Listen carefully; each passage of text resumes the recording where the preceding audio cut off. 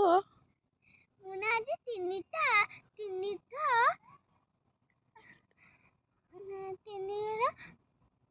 Mimicry କରିବି। କାହାର?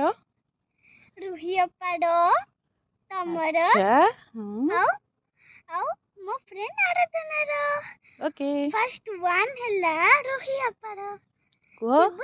ଚିବୁ ଦାଦା ତମେ ଆଜି ଆସିଲା ପରେ ମୋ ପାଇଁ ଚିପ୍ସ ଆଉ ଚକଲେଟ୍ ଆଣିଥିବ।